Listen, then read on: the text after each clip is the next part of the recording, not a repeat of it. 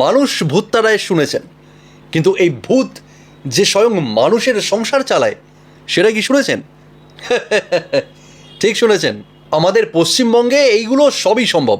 যে রাজ্যে বিজনেস মানে রীতিমতো চপমুড়ির দোকান খুলে বসা, যেখানে উৎসব মানে দিনের পর দিন উত্তরোত্তর রেপ কালচার বেড়ে ওঠা, আর রেপিস্টরা এই সমাজেরই বুকে বুক ফুলিয়ে উৎসব পালন করা, ঘুরে বেড়ানো, আর যে রাজ্যের মানুষের নিজের প্রিয় শহর তিলোত্তমা কলকাতাকে লন্ডন হতে দেখার জন্য হাতে লণ্ঠন নিয়ে রীতিমতো ঘুরে বেড়াতে হয়, সেই রাজ্যে দাঁড়িয়ে স্বয়ং ভূত পেতনিরা যে সাধারণ মানুষের সংসার চালাতে উঠে আসবে না, এতে এত অবাক হওয়ার কি আছে?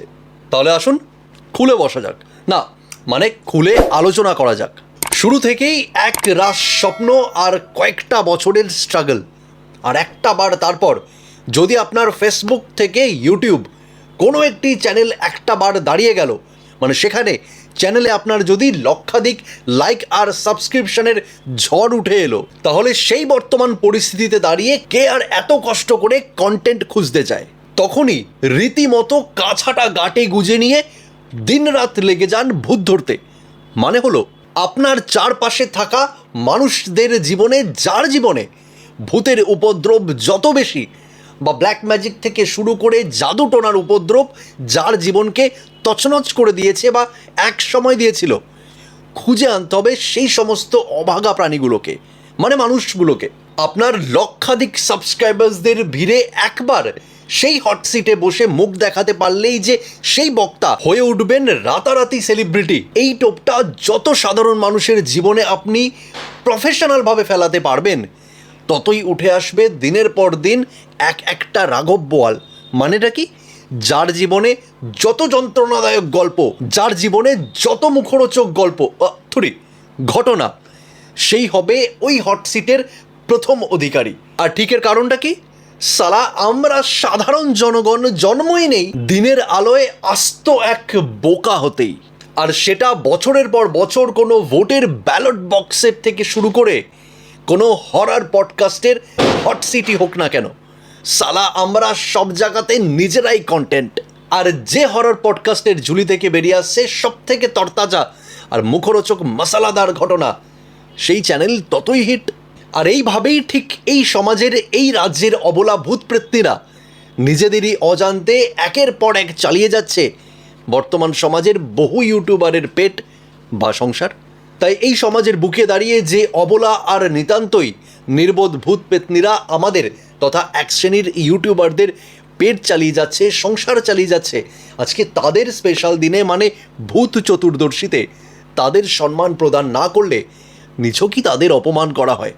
তাই বড়ালসের আজকের আরও একটি নতুন ভিডিওতে আমি তোমাদের বন্ধু রাহুল নিয়ে এলাম ভূত চতুর্দশী নিয়ে বিশেষ কিছু আলোচনা আর দমদার একটা ভিডিও। তাই যারা আজ নতুন দেখছো বড়ালসের পর্দায়, চ্যানেলটি সাবস্ক্রাইব করতে ভুলবে না, লাইক করবে, কমেন্ট করে জানাবে ভিডিওটি তোমাদের কেমন লাগলো, ভালো লাগলে বড়ালসের ভিডিওকে শেয়ার করতে ভুলবে না। তাই দেরি না করে আজকের বাকি ভিডিওটা দেখে নেওয়া যাক।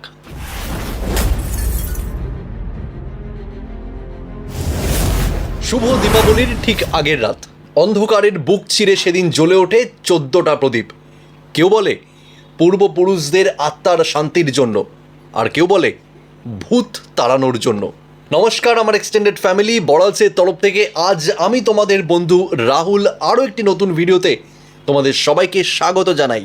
আর সবাইকে বড়ালসের তরফ থেকে ভূত চতুর্দশীর অনেক শুভেচ্ছা। আজ কথা বলবো ভূত চতুর্দশী নিয়ে। ভূত চতুর্দশী, যার নামেই রয়েছে একটা ভৌতিক ভাব, কিন্তু যার পেছনে ব্যাখ্যাতে রয়েছে সমস্ত ধার্মিক আর বৈজ্ঞানিক যুক্তি।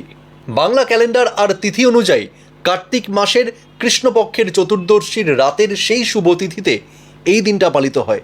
তার মানে শুভ দীপাবলির ঠিক আগের রাত। সেই সময়কালটা বা তিথিকেই বলা হয় ভূত চতুর্দশী অথবা নারক চতুর্দশী। বিশ্বাস করা হয় এই দিনের শুভ তিথিতে নাকি পৃথিবীর বুকে ইহলোক আর পরলোকের মাঝের দরজা খুলে দেওয়া হয়, আর এই সময় পরলোকবাসী সমস্ত ভূত প্রেত নাকি পৃথিবীর বুকে অবিরাম চলাচল করতে পারে। আর তার জন্যই নিজের সংসার আর পরিবারকে সেই সমস্ত অশুভ শক্তি থেকে বাঁচানোর জন্য সেই অন্ধকার রাতে 14টি প্রদীপ জ্বালানোর তিথি বহু কাল ধরে হয়ে আসছে। আর এই 14টি প্রদীপ নাকি গত হওয়া 14 পুরুষের আত্মার শান্তির উদ্দেশ্যে জ্বালানো হয়, মানে তাদের আত্মাকে সেই বিশেষ রাতে আলো প্রদর্শন করা হয়। আর সেই সমস্ত 14টি প্রদীপের শুভ আলো নাকি মানুষের জীবনে অজ্ঞতাকে দূর করে নিয়ে আসে জ্ঞানের আলো। আর তো কিছু কিছু জায়গায় এই দিনে 14 শাক খাওয়ার প্রথা রয়েছে, যাকে শুভক্ষণে, যাকে শুভ ভাষায় বলা হয় 14 শাক পার্বণ। এই 14টি শাক নাকি কার্তিক মাসের সদ্য পড়ন্ত ঠান্ডার মধ্যে মানুষের ইমিউনিটি পাওয়ারকে বৃদ্ধি করতে সাহায্য করে, যেটা নাকি পড়ন্ত ঠান্ডার মধ্যে মানুষের শরীরকে সুস্থ রাখতে অনেক সাহায্য করে। তাই আজ বড়ালসের ভিডিওতে যারা এই 14টি শাকের নাম যদি জেনে থাকো, ঝটপট কমেন্ট করে লিখে জানাও সেই 14টি বিশেষ এত শক্তিশালী ন্যাচারাল সোর্স অফ পাওয়ারের, সোর্স অফ ইমিউনিটির নামগুলো কী কী। আর ভূত চতুর্দশীর পাশাপাশি আজকের দিনটাকে নারক চতুর্দশী কেন বলা হয়? কথায় আছে আজকের এই শুভ দিনে নাকি শ্রীকৃষ্ণ স্বয়ং নারকাসুর দানবকে বধ করেছিলেন, যার কারণে সেই দিনটি, সেই শুভক্ষণটি উদযাপন করতে আজকের দিনটাকে নারক চতুর্দশী বলা হয়। অর্থাৎ সমস্ত অন্ধকারের মধ্যেও সমস্ত অশুভ শক্তির বিনাশের সময়। আর ঠিক এত কিছুর পরেই এই ভূত চতুর্দশী রাতের পর আসে আমার আপনার সবার আলোর উৎসব শুভ দীপাবলি। তাহলে এই ভূত চতুর্দশীকে আরও একটি কথায় বলা হয় অন্ধকার থেকে আলোর পথে নিয়ে যাওয়ার দিশারি।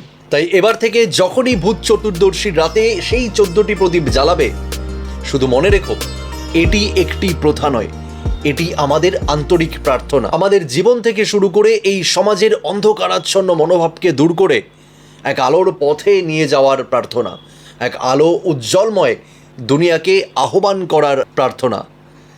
তাই আজ ভূত চতুর্দশীর রাতে তোমাদের 14টা প্রদীপ জ্বালানোর অভিজ্ঞতা বড়ালসের কমেন্ট বক্সে শেয়ার করতে ভুলো না।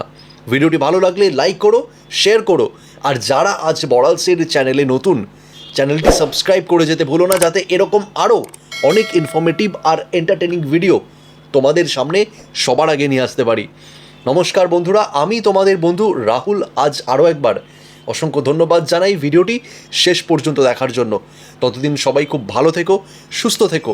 সবাইকে শুভ দীপাবলির অনেক শুভেচ্ছা। একটা সেফ দীপাবলি, সুস্থ দীপাবলি সবার জীবনে যেন আসে। দেখা হচ্ছে আরও একটি নতুন ভিডিওর সাথে, তোমাদের প্রিয় চ্যানেল বড়ালসের সাথে। আমি তোমাদের বন্ধু রাহুল।